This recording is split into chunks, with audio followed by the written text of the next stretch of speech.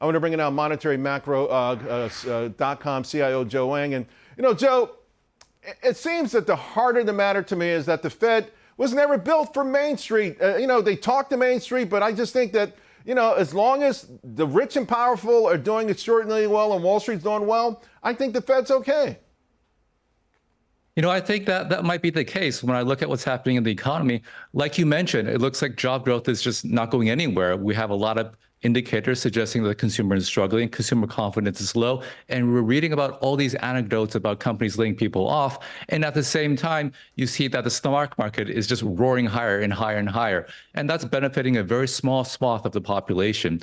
So it really does seem that policy is not paying enough attention to most of the people who are not doing well. And so right now, there's a struggle at the Fed as to whether or not they should cut rates in December. The market was thinking it was a done deal, but now we have pushbacks like we are hearing today from President Logan. I think it might be more than a pushback, honestly. I'm trying to read between the tea leaves, particularly since Myron got there. And I read somewhere that people are calling it a civil war. Now, this isn't my table, but I read it somewhere and I thought it was fascinating. If indeed there's a civil war at the Federal Reserve, what could it do?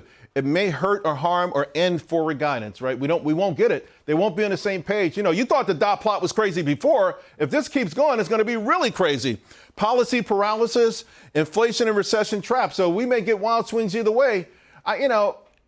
This is what's happening. I don't know how much we can blame Powell, how much Powell's trying to referee this thing, but it feels like there are two sides that they have distinct differences, and I'm not sure that they come together with this sort of a house divided, kind of situation.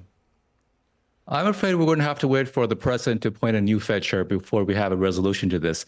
What it sounds like to me is that you have about a portion of the Fed that is basically looking at data. So they're committed to looking at the rearview mirror. And so if you're just looking at the data, you're not looking forward and you don't really know, you can't really prepare. Now, Chair Powell was like that earlier in the year, right? We had big policy changes with the president changing tariff policy, changes in regulation, changes in immigration. And Powell was just telling everyone that we're just going to not do anything. We're going to sit, look at the data, commit to being late, and that's going to cost the economy. But it seems like that's what he was doing. Now, the new group of people led by Governor Myron, Governor Bowman is a lot different. They're more forward-looking.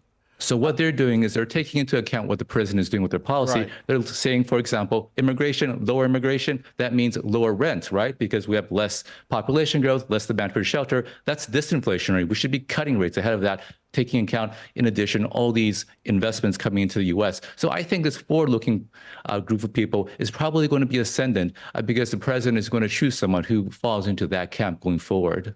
Joe, before I let you go, you always post some intriguing things. And one thing you talked about is the relationship of the Fed balance sheet and the repo market.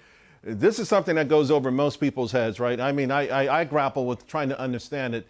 But there seems to be something happening in the markets, not in full view, that have some people concerned. Explain this to us.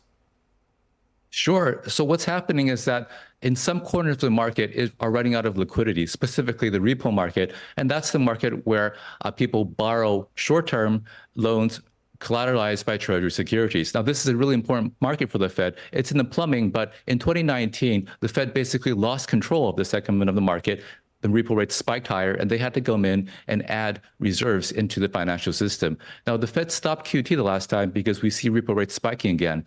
Now, at the end of the day, my view is that they're going to have to add a lot more liquidity into the system in the coming months, probably in the hundreds of billions, because the fiscal deficit is growing very large. Mm-hmm. And at the end of the day, these repo loans are used to finance the fiscal deficit. And as long as the fiscal deficit continues to grow, the Fed is held hostage, and they'll have to continue to expand their balance sheet to essentially accommodate the fiscal deficit of the United States. So they're in a tough spot. They really are held hostage by Congress. I got to tell you, though, Joe, just in that short period of time, you explained it in a way that makes everyone understand it. Thank you so much, my friend. Appreciate it. Thank you, Charles.